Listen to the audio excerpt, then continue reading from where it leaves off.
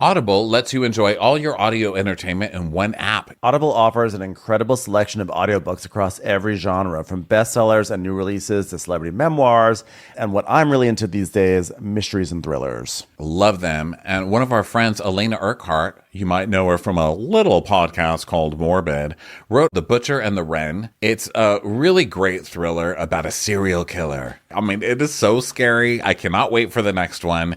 And I love to listen to it. And guess what? As an Audible member, you can choose one title a month to keep from their entire catalog. New members can try Audible free for 30 days. Visit audible.com/Crappens or text Crappens to 500-500. That's audible.com/Crappens or text Crappens to 500-500. You know, Ronnie, I use DoorDash all the time to get food from restaurants, but what's really cool about it is that you can also use it for groceries and like tons of stuff. Home essentials, pet food would be good for you. I mean, there's actually so much more than just restaurant delivery. Oh, I know. I use them all the time for all sorts of things. I love to cook. You love to cook. And I can't tell you how many times I am midway down my recipe and I realize I am out of something and I just can get some nice fresh veggies delivered to my door super quickly to finish that meal. And the DoorDash app allows you to customize, you can substitute, you can schedule and track your order, and you can communicate with your shopper while you're receiving real-time updates. I know. It's kind of like an all-in-one solution for our lifestyles. You can shop with DoorDash and enjoy big savings. Use code Crappens24 to get 50% off up to a $10 value on $15 minimum subtotal on your next convenience, grocery, or retail order. For eligible users only, terms apply.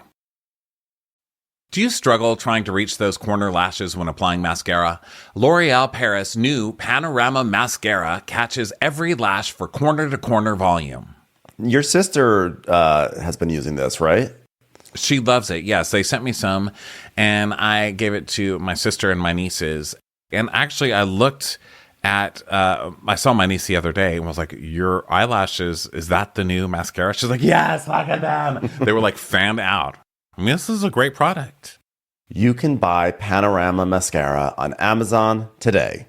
Want to see life in panorama with fully fanned out lashes? Now you can with L'Oreal Paris Panorama Mascara that creates corner-to-corner panoramic lash volume.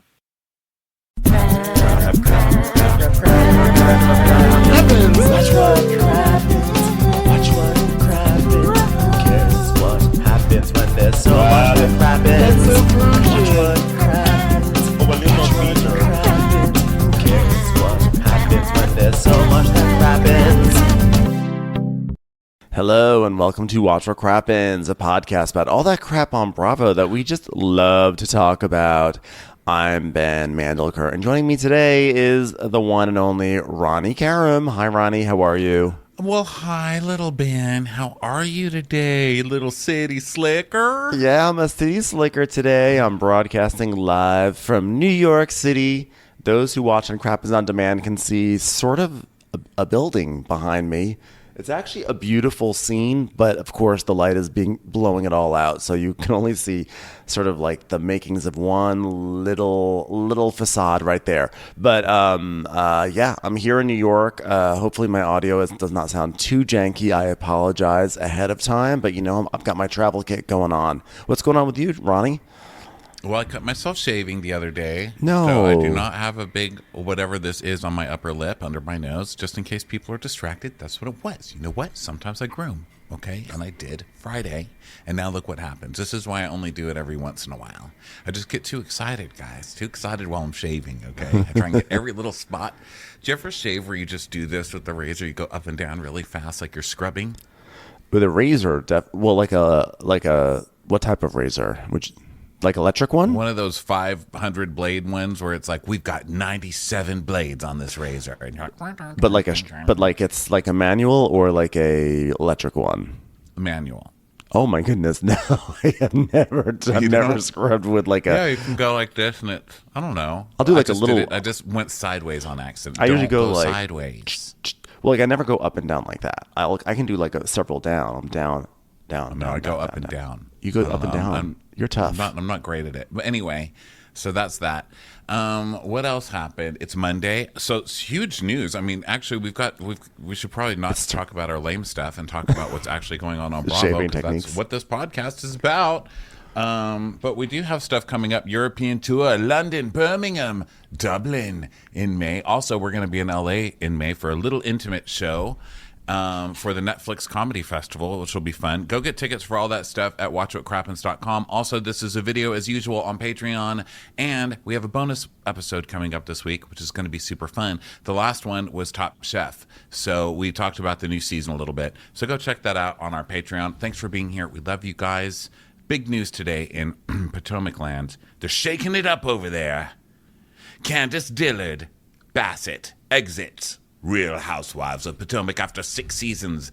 I'm filled with gratitude, she says. Yeah, I could see that one She coming. also says, this is not a farewell, but a see you later. No, goodbye. Everybody stop with this. I'm coming back. Stop it. That's not how you leave a job. Here's how you leave a job. Fuck you. Fuck you. Never liked your stupid ass. And I know it was you eating my shit out of the fucking refrigerator in the office, too. I know it was you. That's how you leave. Yeah, that is, and it feels like that's something Candace would be capable of doing. But I'm not surprised, something had to give between Candace and Giselle. And on top of that, I felt like Candace was a bit checked out this season. I think that she is really focused on her music career. You could just sort of tell. And so this is not surprising. And I think it's probably for the best, probably best for her mental health. Because I think being around these women was probably like draining her, and God bless. Here's the thing. I think that's all very nice what you just said. Lovely sentiments. Thank you. Here's what I've seen. I don't know why I'm acting like she left my shows, workplace. Like that's the sort of thing you say to someone who lives your workplace. I don't know why I was giving her such a nice send-off. You are really HRing it right now. You're like, you know what? This is best for you, Candace. You're like being a Captain Carey right now. Like, I'm only doing this for your own good. Concentrate on your music. Adventure. Not the right time, the right time. I think that's all lovely. We've known a lot of housewives now, right? Over the years, we just meet so-and-so and Whoosy Flace and Flarty Fleur. And we've known them when they're on the Housewives, then we know them when they're off the Housewives. And being off the Housewives has not improved anybody's mental health. I'll tell you that right now. They are still fucking crazy. And I think almost crazier because they are still holding on to it and they're still getting mad about stuff they're reading on Twitter. Like, I think once you're in it, there's no escaping it, right? And I don't know that it's going to help her mental health. I do like that she's wording this all as if she wasn't fired. Do you think she wasn't fired? Because I don't know. I can't tell. Someone told me in the industry, I forget who said it. They'll just say old queen in a bar. Queen in a bar? It was an old queen in a bar said anytime a Real Housewife says that she is leaving the show or quitting, they're usually fired.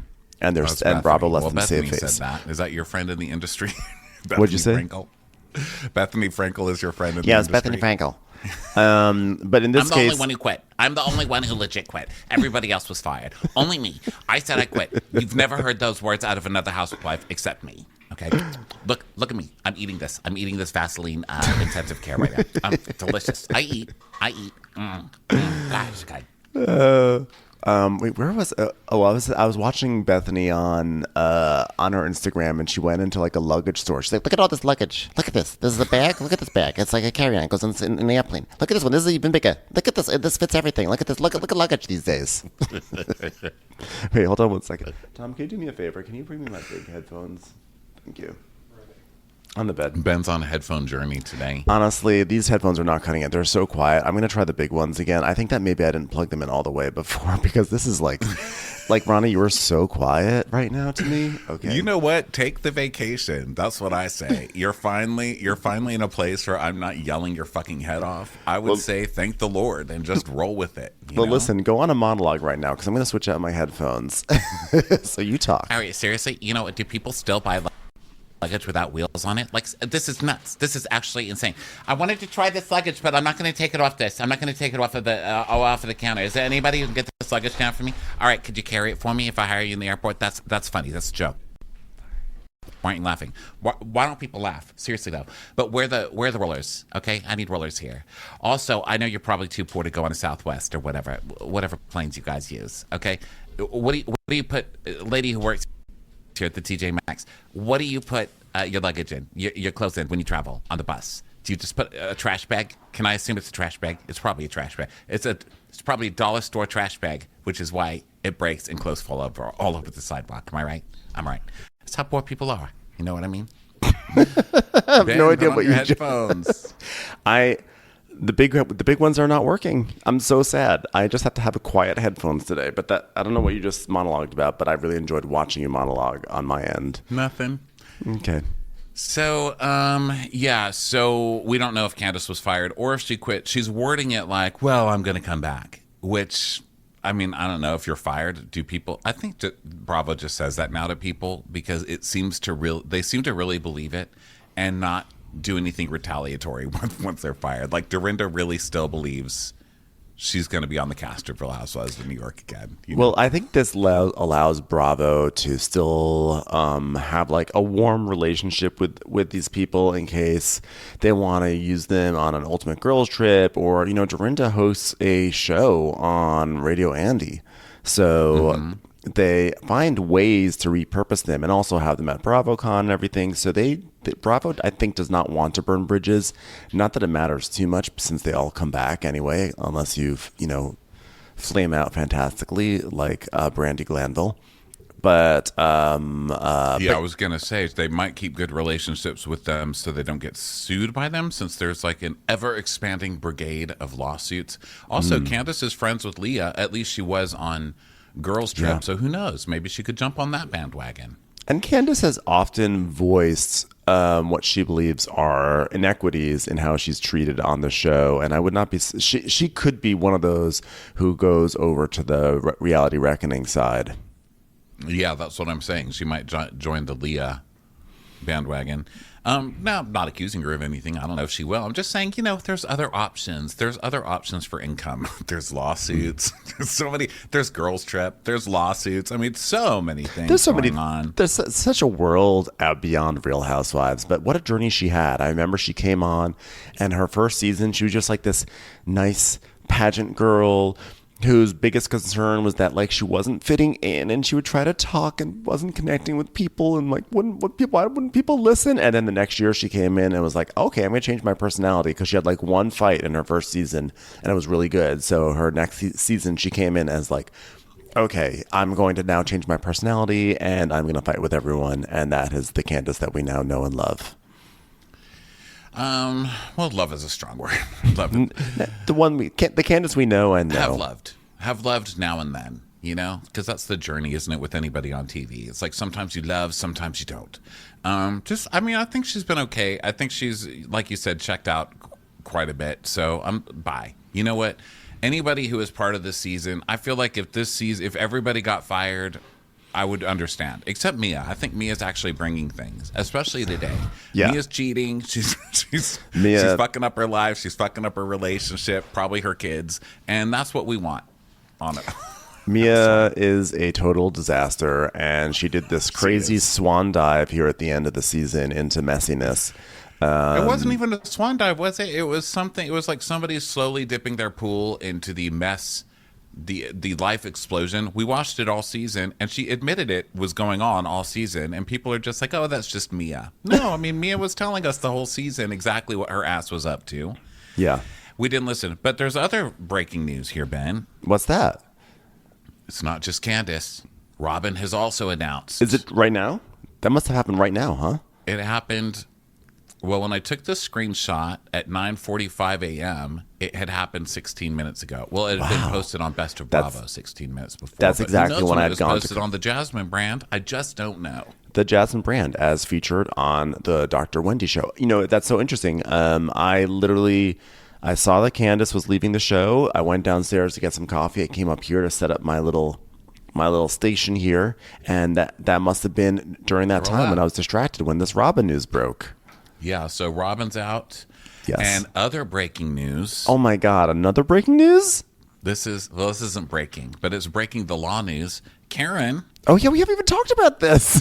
Karen, the Grand Dame, who is a fence, our favorite fence, got into a wreck and was telling everybody, someone swerved into her lane, whatever. Well, it turns out her ass was charged with DUI. And then, of course, in typical Karen fashion, they said she smelled like alcohol. She claimed one of the cops was wearing a shirt that said "Pay your taxes," so she should be able to see the police force. I'm just kidding. They said she smelled like alcohol. She refused a breathalyzer, which actually is good advice. I think that everybody should refuse. I think that that's what you're supposed to do, is refuse a breathalyzer. Unfortunately, she was charged with January DUI Jones anyway. did. And she, I know I'm just going on and on about droning on and on, but she refused a breathalyzer. And then then when she released a statement finally, she was like, well, my mother passed away and we're very close to Mother's Day. No, ma'am. Gross. Not that your mother passed away. I mean, that's sad. Gross of you to use that. Ma'am. Yeah. You can't just keep using that. And you drove drunk and you can't just keep using your dead mom. And also, your mother is probably horrified in heaven right now that you just invoked her for a fucking drunk driving. That is so gross, Karen. And I love some Karen, but that is really gross of her. Stop that and take responsibility. Also, Mother's Day, isn't that like 2 months away? Unless she's talking about British Mother's Day, which happened very recently. She's like, well, as the Grand Dame, I feel very connected to the English monarchy. Listen, it is Mother's Day somewhere, much like it's 5 o'clock somewhere. It's Mother's Day somewhere. Well, according to my calendars of the world, it is Mother's Day in Bhutan, so of course I got emotional. Wow. Look at that. Just look. It's also 5 o'clock in Bhutan. Cheers. Let's have a drink. I'm giving this statement from an SUV on the freeway. The roads in Bhutan are naturally very windy, so I just tried to empathize with what it's like to drive in that country on Mother's Day. So if I was swerving, I was merely trying to recapture the experience of driving on a beautiful old country Bhutanese road. Bhutanese. I'm trying to look up her statement because, of course, I took a screenshot of it. And I think they said that they also found liquor in her, not liquor in her car, but like Shinerbach. I think it was Shinerbach. Shinerbach. And I remember thinking, Texan. Shiner? She's got fucking bottles of Shiner in her I love car? Shinerbach. But I just didn't Don't see it drive coming. with it. I saw the photos of like her tire marks like all over the median and everything like that, and like the tree that she clipped. Karen's gonna have. I love that we're just using clipped now whenever a Real Housewife drives drunk into something. I know. Well, I think that driving drunk and hitting trees is sort of a thing on Potomac, so she's just carrying the torch of Monique. The Monique torch. Speaking of, does this open the door for Monique to come home? It opens the door, and then Karen's going to drive right into that door and knock it off its hinges. Listen, if you're going to ride the fence, do it safely, Karen. This is not breaking news, but since I've got my phone open because I'm looking for a tweet, this is a picture of Kyle Richards. Can everybody see it? Kyle posted. I'm not sure what's going on in this picture. A lot of surgery. She's got her hair in like a little girl barrette type style. And her face, I mean, she really does look like she's been pulled tight over something. And she's wearing a tiny little pink backpack. And I sent it to you and one of our other friends, and our friend wrote me back, Tell me you're dating a 12-year-old without telling me you're dating a 12-year-old. I know. She is on her journey towards becoming Kim Zolciak, so we're very proud of her.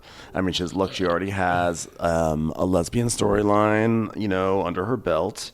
Next, she just has to find a football player. And, and then her daughters have to, like, go down a path of also insane surgery. Yeah. Okay, well, here we are, Potomac season finale. You can tell a lot happened because here we are reading Instagram. Let's also say this was such a weird ass season finale. Just the way it was edited and presented, like it was just so strange. And then all of a sudden we pivot to the last 10 minutes of Mia and Gordon having like a really good scene. Like finally there was like a scene that was like fascinating. But this whole season's been a total mess, and this season finale to me like captured all of that. But is there like if there was a season finale on Bravo that didn't involve bringing the cameras up because someone cheated on their spouse, is it even a season finale in 2023 or 2024? Is it just every show now? I know, they're exactly. shameless. They're shameless over there. Like, guys, we watch all your shows. You can't just do the same fucking thing on every show. It's like, yep. And then the cameras came back up. 3 months later, right when the show started to air, shocker, all this stuff came out. Well, by the way, I saw a tweet that was basically saying Mia and Gordon are showing Robin and Juan how it's done. Basically saying that, meaning that Robin and Juan clearly have these wild issues, and then they just were tight-lipped and pretended like everything was fine. And this could have been their season, and it could have been actually a really interesting season watching them like hash all this stuff out. I guess they want to protect their family, which is, I guess, a fair thing to do. But Robin and Juan, this could have been a great season. But I think that Robin was not giving anything. And, I always say, whenever you have someone who's not giving anything, it really has a domino effect on the whole cast. And I think that just inspires other people to not give stuff. Like, oh, you're not gonna be honest. Well, then I'm not. Like, if you're not gonna like share your dirty laundry, then I'm not going to, because why should I be the only one to embarrass myself? Right. Whereas Mia's like she lives in a town built on dirty laundry. Like her foundation is dirty laundry, and I love it. That is all it is.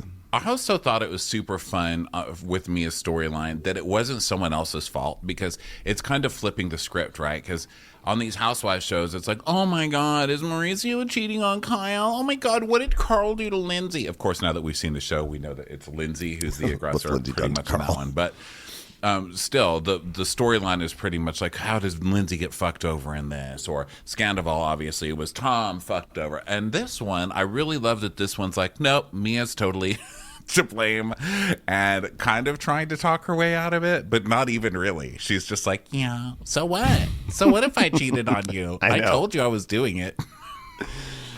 Yeah. I think this is also a failure on the show's part, because the show did weave in throughout the season that Mia and Gordon were having some issues. We knew going into the season that they were breaking up, but I never felt like the show did a good job of developing intrigue around any of this. So, like, we're just like, okay, shrug. They're going to break up. Who cares? We'll watch them go through another therapy session that's going to be totally ineffective. Like, who cares? It was not like the slow car wreck that has been Summer House, Vanderpump Rules. How dare you call my car wreck slow? Sorry, I invented car wrecks. Too soon.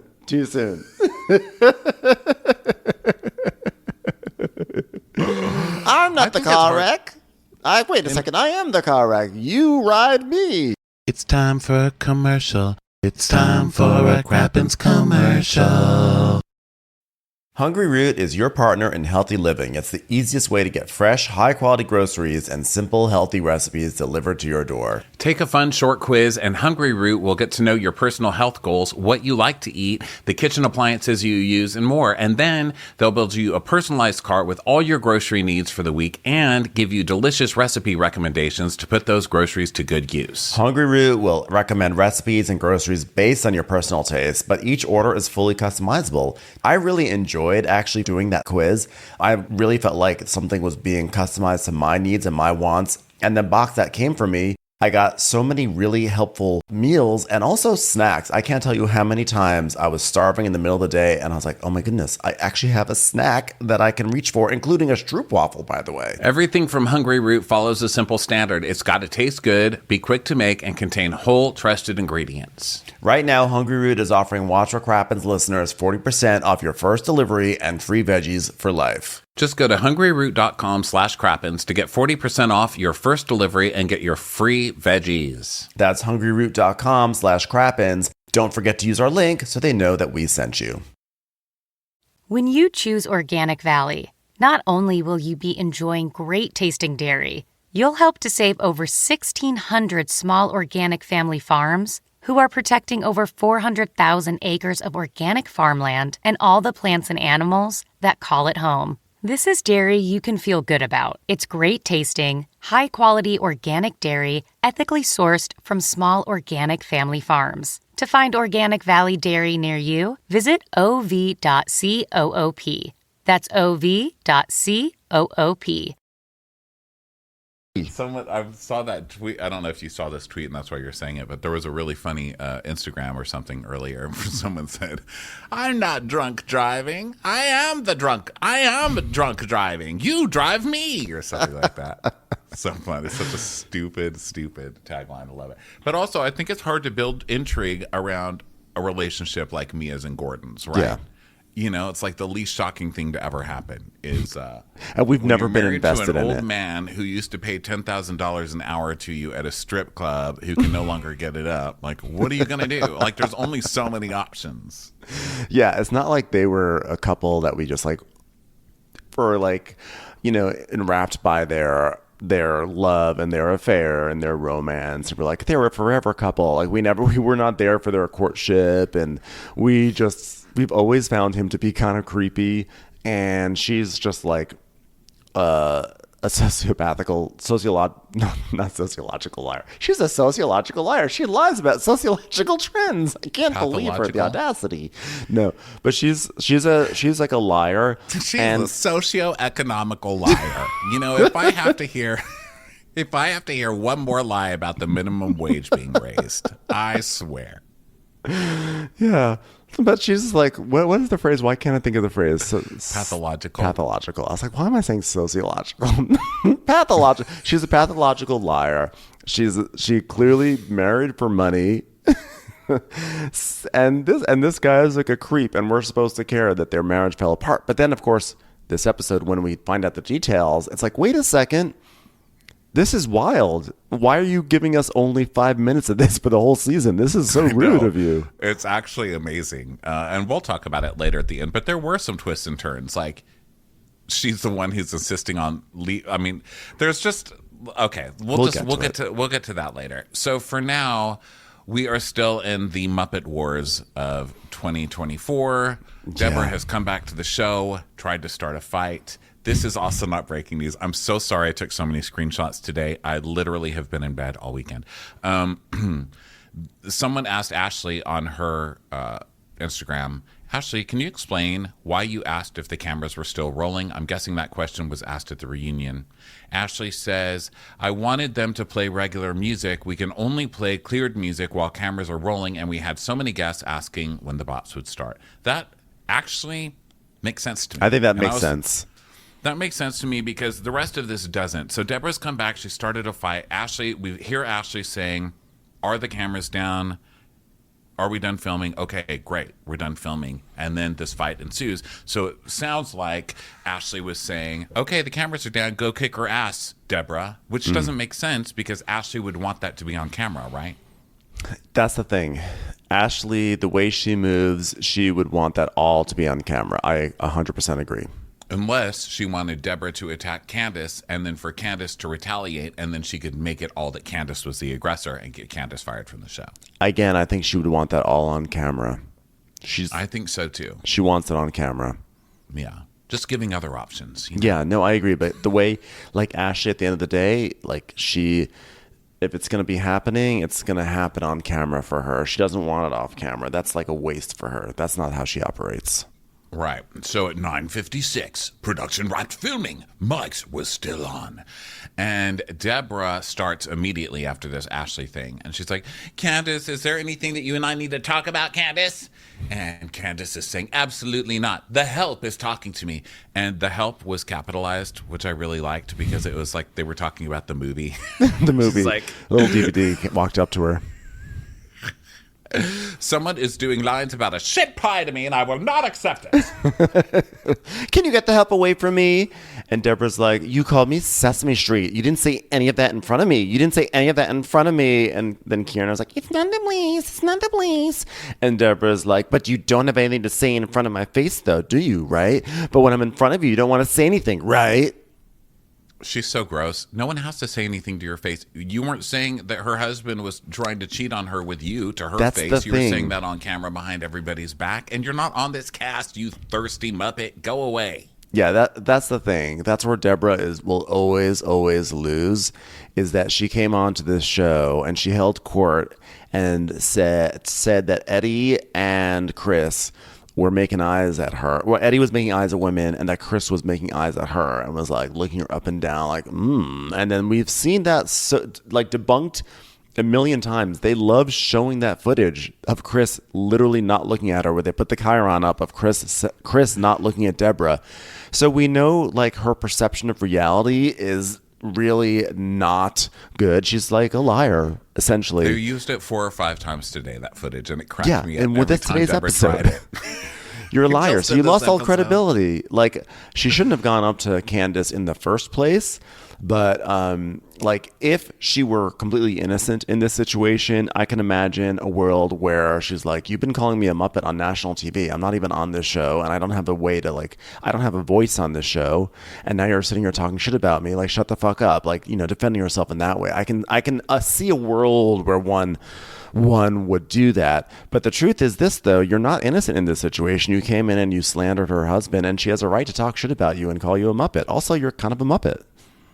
Yeah, well, the discussion really doesn't even go to, do you have the right to say it? It's a housewife show. You have the right to say whatever you want. But the throwing drinks on people and starting physical shit with people, yeah, you don't have a right to do that. And So, also, let's be honest. If you're gonna do that shit, like, at least do it on camera, right? Like, do it on camera. Get that's some the mileage thing. out Like, of you're it. just not prepared for this. You know what I mean? It's like someone who comes into an office job and just wants to write everything handwritten. Like, type. You have to type. Like, you're just not built for this job, is what I'm saying. You're not good. Yeah. You're not good at it. You know, you're bad. You've been caught in lies. And you're just also bad at drama. Like, who starts drama when the cameras are down? Yeah. Idiots. You're an idiot. Dumb. In other news, another screenshot. Another screenshot. Deborah has said she will be back. Don't worry, everybody. Deborah will wasn't be fired. back this summer. Deborah, don't worry, everybody. Deborah could be back any moment. So. Deborah will be back. So then we hear the sound of all the fighting and everything. And guess what? Production cameras were brought back up in the aftermath of the altercation. Are So camera people on this channel ever allowed to just rest? Do they ever rest? Or I think camera people, like, every time they take a nap, they're like, all right, it's time to bring the cameras back up. They're, God damn it. Just testing you. Just testing you. Just need the readiness there. All right. I think they need to start treating these cameras like they need to treat these shows like you were a decky on Below Deck, which is that it doesn't matter what time of day it is. Someone's got to have an eye on that anchor. Okay, so someone's got to be on anchor watch. So those cameras go down, but we need one person on anchor watch. Okay, keep a camera rolling, just one camera, and get it in the Ubers.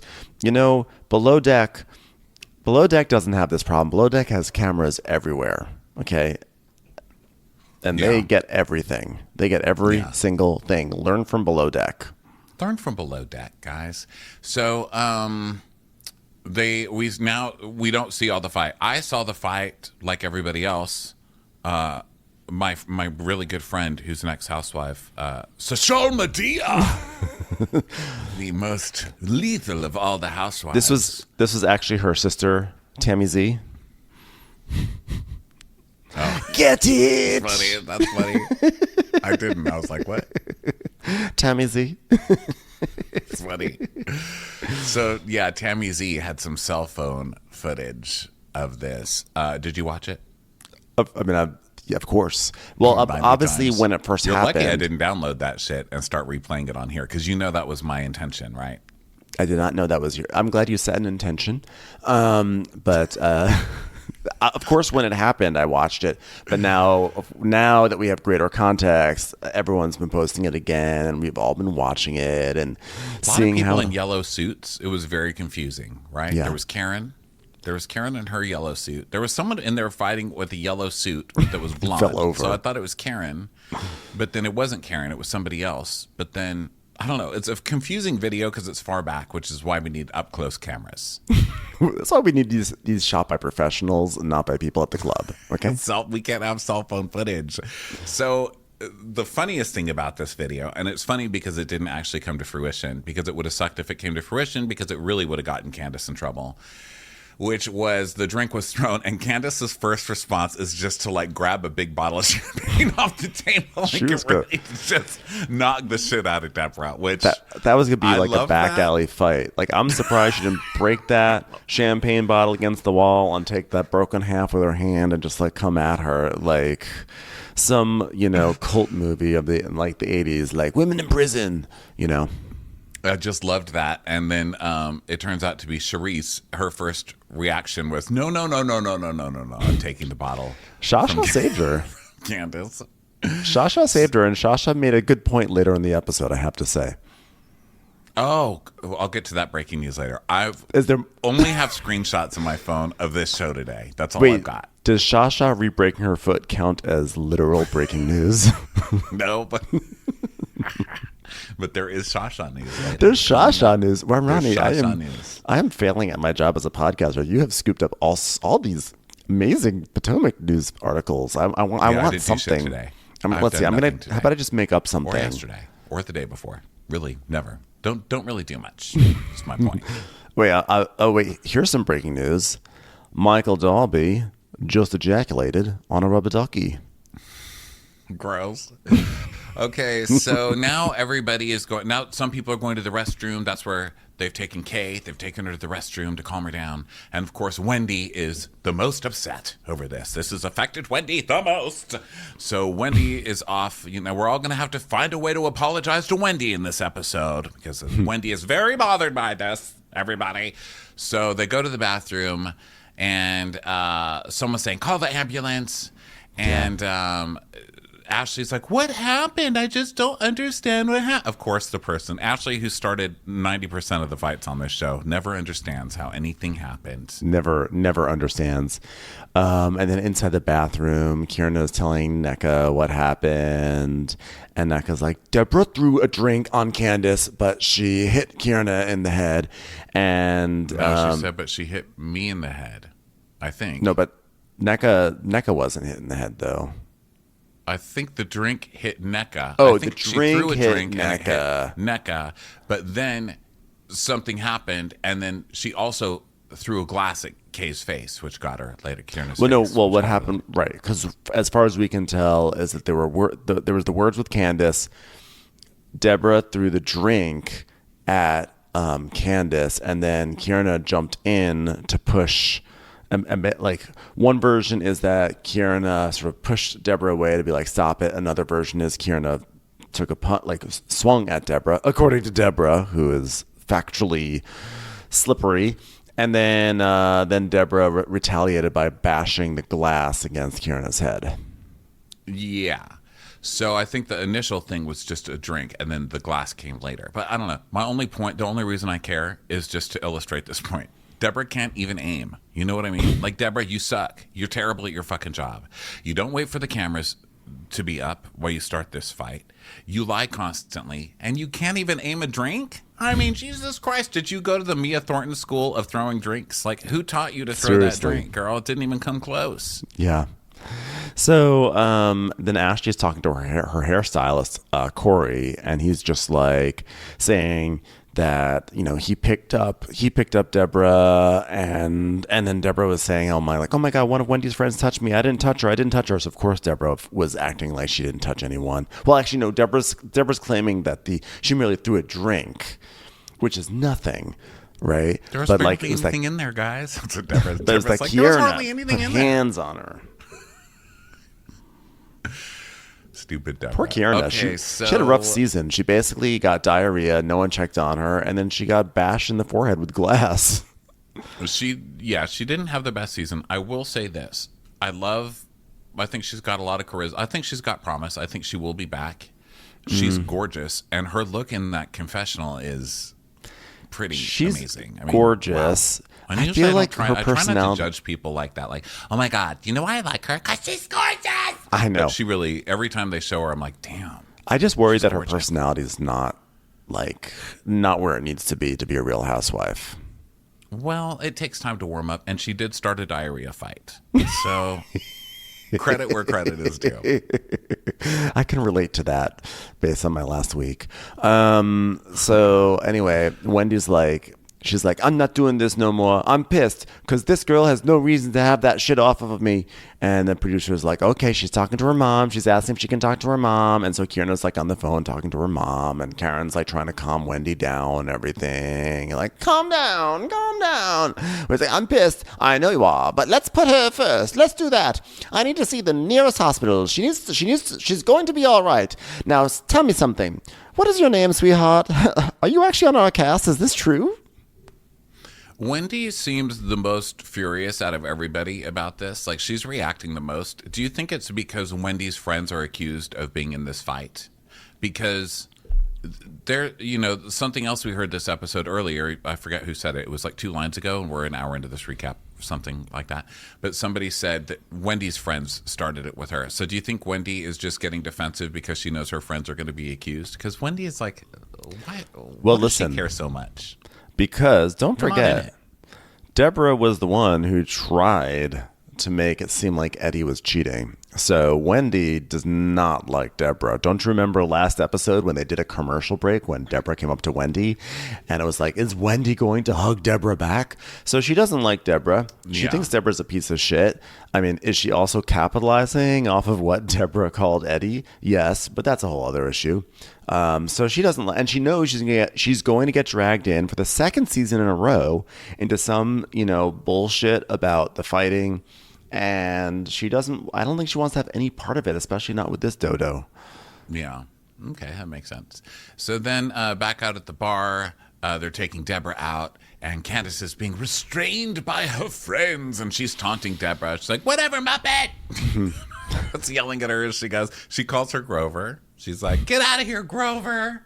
Which I think that's a very sweet. That's actually nice. One of Candace's nicest moments. Like, she gave her a cute. She's like, get out of here, Elmo. It's like you're making her like the cute Muppets. You know what I mean? Make her Oscar or like Animal. I would say Snuffleupagus, but I believe that one was already taken by Heather Dubrow to Emily Simpson. But we already had a Snuffleupagus fight earlier this year, so we need to do a different one. But I do think that Grover is a little too nice. I think that Deborah's like a. Well, I don't think that Gonzo is on Sesame Street, but I think it would be fair to still call her Gonzo. I think she's definitely Gonzo. I think she's like a Beaker. No, not a Beaker. What's the doctor's name that Beaker works Bunsen? with? She's a Bunsen.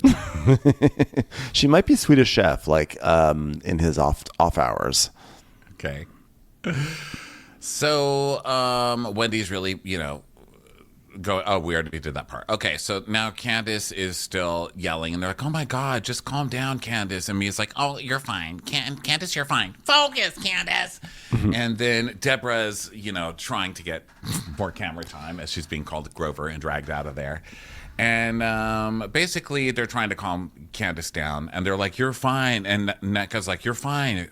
You're fine." She goes, "I am fine. I am fine." So then outside, Deborah is going off about her version, and she says she was arguing with Candace, and she had just a little bit of a drink in her glass, and she didn't throw. It's not like she threw the glass. She just threw the rest of the cocktail in her hair because she was calling her the help. And then out of nowhere, Kiana hits her in her face, and that's when she threw her glass.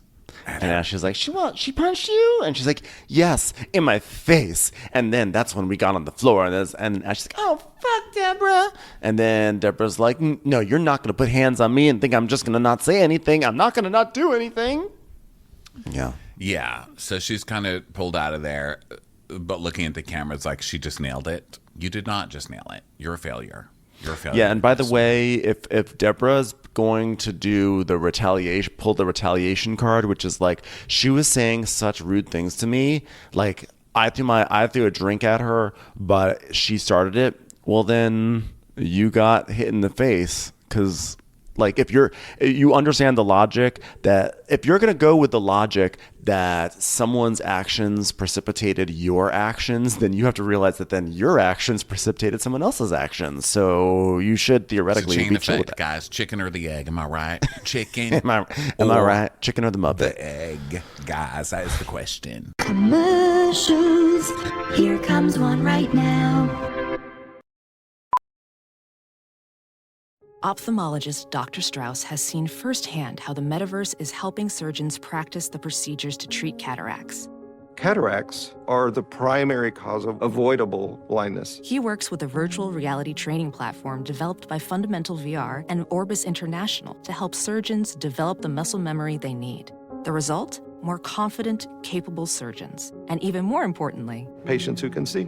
explore more stories like Dr. Strauss's at meta.com/metaverseimpact. So then, inside the bathroom, the producer, they're taking care of Kay, who, by the way, is bleeding. She has a bleeding bloody in her face. forehead. She's Yes. fucking bleeding. That's crazy. So they're basically all on her side because I think the one with the bloody face automatically wins because that's crazy. This is Housewives. And I like later when she goes, she hit me in the face. And she's like this. Yes. Can you imagine even trying to come for this gorgeous work of art? Yes, and so Kieran was like, "Yeah, she threw like a giant Candace, so I like pushed her out of the way, and like, but then believe me, like I don't even know what happened, like, but we were fighting, and like you hit me in the fucking head." And Karen's like, "Well, if she goes to the hospital, I want to talk to her mother and let her know where she is, let her know what side of the fence she's on, aka the other side of the me that she's on." Doesn't make sense, but I just wanted to use a fence analogy. It felt like an appropriate time. But also, Kieran's version is suspect too, because she threw a drink on Candace, and then I pushed her out of the way. In her face? Were you pushing her in her face out of the way? Was it one of those where you were just like, you will get out of the way? I'm not sure. Well, I can't she made it tell in seem the like she video. just sort of like moved her out of the way, but we saw the video. It was it was more than It a was push. just simply moving her out of the way. Simply you know? just trying to displace her, trying to get her in a different But region. she's good at it. You know what I mean? She's good at giving testimony or whatever. Because she's like, here's what happened. I barely even, not like stupid Deborah, who's going to be convicted in 2 seconds. Who's like, oh, so I just had a little bit of the drink, so I threw it at her. And then she did this, so I threw a glass at her. Like, Deborah's the worst. Kieran would just be like, well, I just slightly moved her out of the way and then tried to hand her a glass to drink out of because she seemed thirsty. Yeah. That's how to do it. So now Karen comes out of the bathroom. It's like, everyone, Kieran's about to come out. Kieran's about to come out. Clear a path for the bloody girl. So Kieran... Incoming! All right. All right. As a fence, it is my greatest duty to make sure I create a path for everyone. Look out, everyone. So, As someone called a fence, there was a great offense that happened here tonight. No pun intended. So, scuffle. Back in my day, this would have been solved with a good old fencing session. Am I right? triple 20. So Wendy is like, now they're all telling their stories now. Wendy's like, you know what? Before Deborah even says anything to Candace, I hear her saying something a little bit to Ashley, and I can't make it out because of the music, but it seemed like it had a lot of oomph to it. I was like, that's What's that mean? what is that? No, I reject that. That is not part of evidence. I'm not defending Deborah, but that's ridiculous. Sorry, that does not count. Trying to suggest there was a conspiracy that Ashley told Deborah to go attack Candace. Yeah, but I couldn't hear it. Well, we heard it because there were mics, and that's not really what happened. Yeah, they would, But and they nice would try. have. By the way, if that had happened, you for sure know that would have been on. They would have put that on the show. Yes. So then Mia's like, who cares? You know, she's like, someone was saying something about think about your children. I mean, whatever. And then Karen's like, well, this seems intentional and attention seeking. Intentional attention. Intentional attention. Say that 10 times. All right. Now, we're standing up. Next thing I know, Deborah, Sesame Street, whatever they call her, she takes a drink and then she throws the drink. She throws it to hit Candace. And at that point, and then we switch to Kay, and she's like, and at that point, I'm like pushing her back, you know, that's when she does the motion. And then she says she turned around, she grabbed a glass, she hits her in her forehead. She's like, this face. That's when she does this face. So, yeah, I think Team K on this one. Yeah, definitely. So Karen's like, well, But notice nobody's story has them rolling around on the ground. That's true. No one has a version where everyone, like 3 people, fall onto the ground in this mess. Yes, So and the grabbing onto the hair and holding onto it. Like, nobody has all of that, which, I mean, I guess I don't blame them. But come on. If you're gonna do it, you can't just drip it to us. I need the whole thing, guys. Right. And this is like something about your season when it's better to watch the cell phone footage than the actual show. That's sad, guys. So Karen gets in the ambulance with Kieran to go to the hospital, and she goes, it's unfortunate. I never want to see it again. I think it's a lesson to all of us. Certain friends you can't mix with other friends. I just don't know how Ashley missed that one. It's unfortunate because Kay suffered the ramifications. But don't worry. I shall go with her to the hospital, even though it increases my exposure to potential diarrhea by 95%. Does anyone have a poncho? So Cookie, who's in this episode a lot, get a lot of Cookie this episode. Cookie's out there telling Ashley what happened, and Ashley's like, well, I should have known better because this I knew that Deborah was going to be a problem. I should have known. And Cookie's like, it's not your fault, which is so funny because that's how cookies make me feel in general. That's why I eat them so much.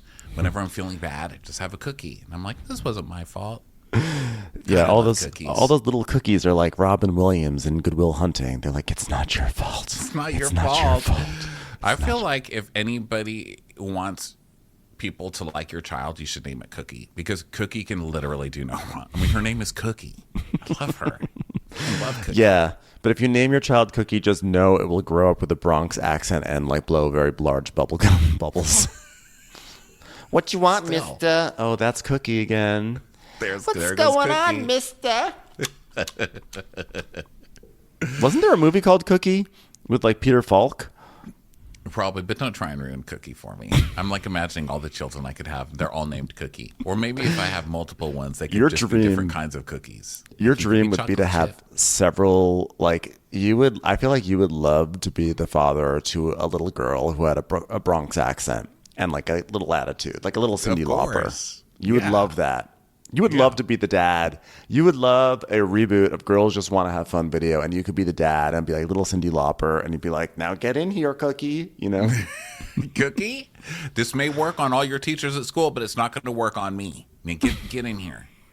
Shut up, Dad. Cookie. You don't know anything.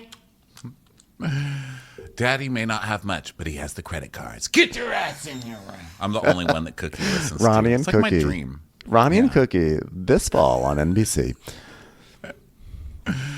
Okay, so then we go to, let's see. They're just talking about this for a really long time. Not as long as we are, of course, because we're 45 minutes in. But Ashley is like saying, yeah, well, I didn't really have like Candace on the forefront of my mind when I think about Deborah because like I feel like these are like two grown women who like they don't mesh fine, but like it's like the club is huge and like there's no need for everyone to be feeling like pressure like so-and-so's here and like I have been in the room. Okay, whatever. Like, yes, it's true. They are adults, and yes, it's a large room. They don't have to mix or talk with each other. But you know what you could do is you could say to Deborah, listen, you should apologize to Candace for what you said last season because that was bullshit. Or you could say, don't you dare go up to, like, stay away from her or something. You could do something. Or just not invite her in the first place because you knew it was going to start drama. And you knew if you claimed to care about Candace, that like Deborah, if you only know Deborah in one context, but you've known Candace for 6 years in many different contexts, and you're going to claim that you actually care about Candace, then you probably should not invite Deborah. Okay, yeah. So then we go. I'm tired of this fight. It's like so boring. Don't dismiss and also, my after rant. The Candace, no, I'm not dismissing your rant. I think it was true. Everything you just said was completely true. I just hit that wall with it where I'm like, okay, I'm tired of this fight. So I have to move on now? Would you say that you were you were mentally in a Karen Huger place, just hitting walls? Only because I care about my mother so much. Guys, this fight just doesn't, I mean, no pun intended, but this fight really just doesn't pack a punch. It was kind of boring. And it was Deborah, who we don't care about. And even at the end, when Wendy and Karen really try and lecture everybody about this fight, they tried to do like they did in the Monique and Candace fight season, where Giselle, like, remember when Giselle brought her bodyguard because she couldn't be around Monique, and then they lectured everyone about how could you do this to the movement and to the people, and it became this huge lecture, and everybody had to get lectured about it. And Karen and Wendy both try it this time, and everybody just looks at them like, we've already sat through this, and we're not going to sit through this again. You two need to go figure something else out. Nobody cares. Yeah. Sorry.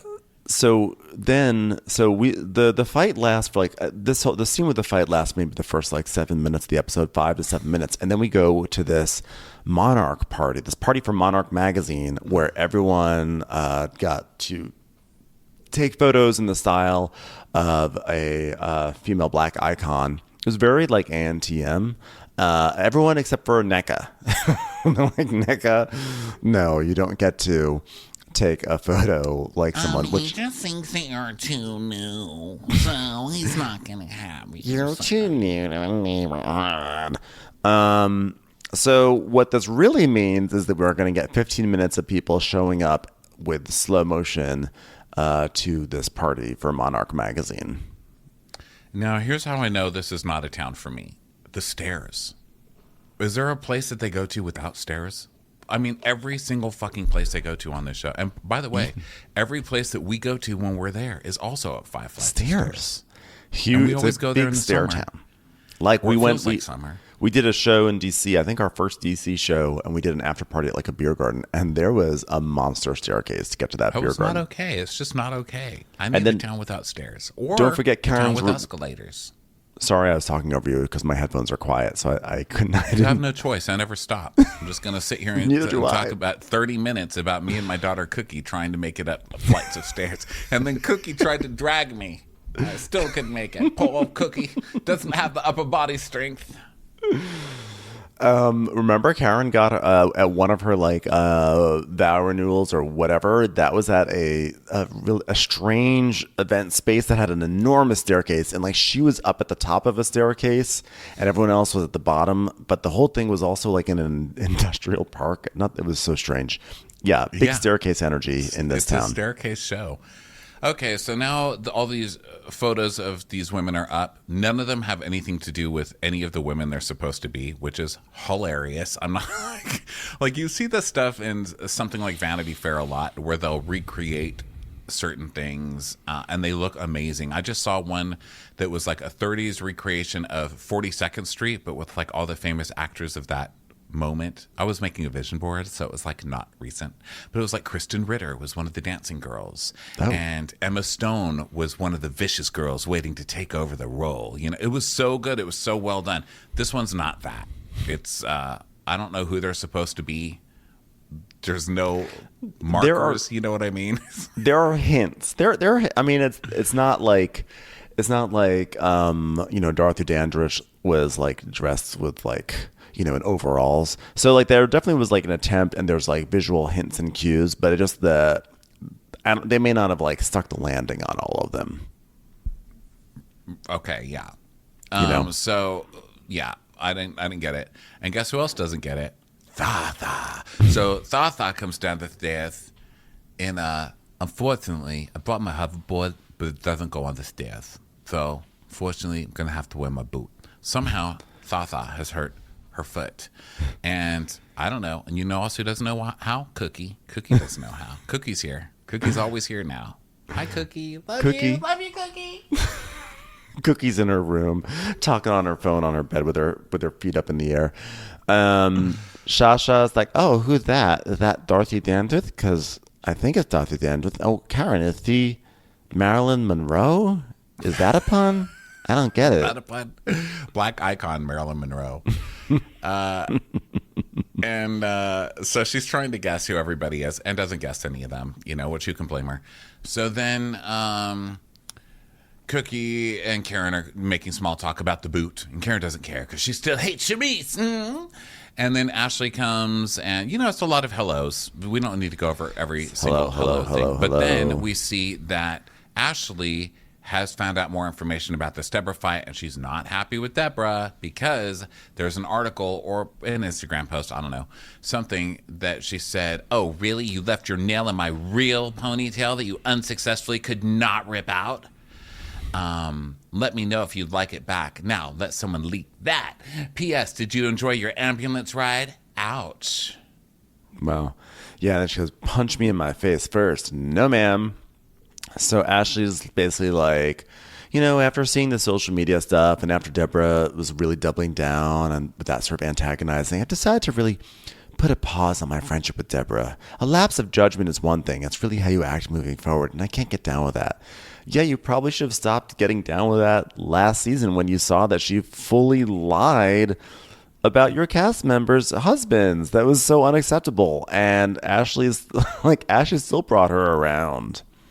Yeah, but I mean, look, Deborah's still the one who hit somebody. So fuck Deborah. That's what I say. I still forgive you, Ashley. Still forgive you, Ashley. Okay. Well, no, this is basically Ashley bringing on a Muppet to do your dirty work. I mean, that's housewivery. When you're like, I want to start some shit with Candace. I'm going to do it through this lady in my mommy and me group so I don't get in trouble. Like, to me, that's doing your job, you know? And on a season where literally nobody does theirs, I have to say, at least she did something. She didn't hit anybody. Deborah did. Damn you, Deborah. Down with Deborah. Also, Deborah, you just confessed again about stealing somebody's fingernail. I mean, what the hell? You still suck at this, Deborah. People on Twitter want Ashley fired. They're like, they always want Ashley fired. I mean, they've been Ashley's wanting making Ashley an fired effort. since the first day. Ashley's making an effort, so I say keep her. I mean, she just really massively miscalculated on this one, and this is her way of saying like, "Oops, I tried to do something, it didn't really work out. So don't worry, I'm not really friends with her. Please don't be mad at me." And of course, she does the Bravo style. She doesn't say I'm not friends with her anymore. She says she puts that friendship on pause. It's on It's pause. a very Bravo way. Deborah, our friendship was on pause, but wait until our birthday parties next year. We'll see you again. We'll reconsider.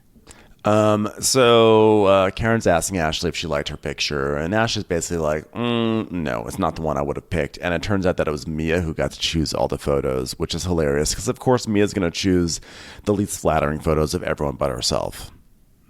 I mean, I thought everybody's picture was really pretty, but I don't take good pictures, so I shush. just look at everybody else's picture and I'm like, that is so beautiful. I wish I could do that. So I was impressed with everybody's. So then, and also this didn't become a fight, so it was like another wasted thread of like, I'm going to get Mia for choosing a bad picture of me. Yeah. But nothing came of that. I know it's a shocker after this season. Nothing comes of that. And also, she got you a magazine shoot, so shut up. So then more people come in and more people say hi and more people squeal about it. Super cute. Giselle's super sad because she's talking about her father who went into brain surgery. And then Charisse limps over to the table and talks to Karen and Cookie. And she tells them she's not really sure. So they ask, what happened to your foot? And she's like, well, Candace got into an argument with that girl. Then the girl threw a drink at her. And then Candace grabs her champagne bottle. So I grabbed the champagne bottle. Then I sit down on my couch in the champagne room. And I said, let's have a conversation. Because the breaking news is I have a new podcast called Conversations in the Champagne Room. Thank you. That's the breaking news on Charisse. She has a new podcast called Conversations in the Champagne Room. As I just said, I'm just going to repeat myself until people get super excited. Wow. Conversations in the Champagne Room. Nobody. Wow. Okay, would it help if I had Shasha. conversations in the Champagne Room while I'm on my hoverboard? Shasha's the first podcast recorded entirely on a hoverboard. She is really trying to still make that champagne room be a thing, huh? That little cubbyhole, that renovated pantry that she turned into a champagne room. That's her thing. And I love that someone bases their personality done on like a storyline remodel. You know what I mean? Also, Conversations in the converted garage. Join me. Remember, didn't Chris Rock have that song or that thing no sex in the champagne room or something like that? There was that song, that comedy song that came out. When I hear champagne room, I just think of the back room at a strip club. And so the fact that she's like, I have a champagne room and it's just off the side of my kitchen. It's like, I don't know, Shasha. You may have missed the mark on this one. Champagne room. I'm going to have a Snickers room. You just go in there and you just enjoy a Snickers together. That's all you can have in there. I hope you really do make that, because next time I come visit you, I would like to spend some time in the Snickers room. I'll be like, whoa. No whatchamacallit's allowed, mister. This is the Snickers room. Snickers only. Drop the I have a payday. question. Are ice cream Snickers allowed? They are allowed. They're a Snickers. They kind of. Well, here's a question. Would a Milky Way or Three Musketeers be allowed in the Snickers room? No, it's not the Mars room. It's the Snickers room. Well, given that they are basically just like the sadder younger brothers of Snickers, you know, like they're the less matured. Sad. What? How dare you? Milky Ways are not sad. You know, I actually went to Cost Plus World Market and I got a European Milky Way just so I could have the real sugar with it. And let me just tell you that it's overrated. Real sugar is overrated. Bring on the corn syrup. It didn't taste that much better than corn syrup. So bring on the farming industry, I say. Milky Ways are very nice. I haven't had one in forever because I've really become such a Snickers person. When I was younger, I did not like Snickers. I thought the nuts were too much, and I thought Milky Ways were the best. But I think we can all agree that Three Musketeers are the saddest, though. It just feels like they're lacking. Like yeah, I don't like those. I do love a Milky Way. They're good. Here's the best way to have a Milky Way. Put it in the freezer and then eat it that way. You'll lose some teeth, but goddamn, it's good. You know what's surprisingly good that I have not had in so long, but I feel like I had one recently, and I was like, damn, these are really good. I feel like I should sort of like weave them into my candy bar impulse purchases at the supermarket more. Mounds and Almond Joy. They're really good.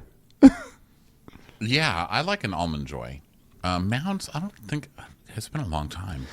Mounds, okay, let's move on because this episode is going to kill me. It's going to be 19 hours long. Okay. Why do I feel like this candy bar discussion is more interesting than half of the season finale? Hello there. This is a 2-part recap, okay? This is the end of part 1. So thank you so much for listening to this. Just come back a little later for part 2. Watch What Crappens would like to thank its premium sponsors. Ain't no thing like Allison King. Ashley Savoni, she don't take no baloney. Stroll in the park with Caitlin Clark. She's not just a Sheila, she's a Daniela. Itchels. Aaron McNicholas, she don't miss no trickolas. She's never scary. It's the Green Fairy. Jamie, she has no last namey. Hava Nagila Weber. Know your worth with Jason Kurth. She's the wind beneath our Jennifer Wing. Sip some scotch with Jessica Trotch. She's always supplying. It's Kelly Ryan. Kristen the Piston Anderson. Let's give a kisserino to Lisa Lino. We want to hang with Liz Lang. Megan Berg. You can't have a burger without the Berg. The Bay Area Betches.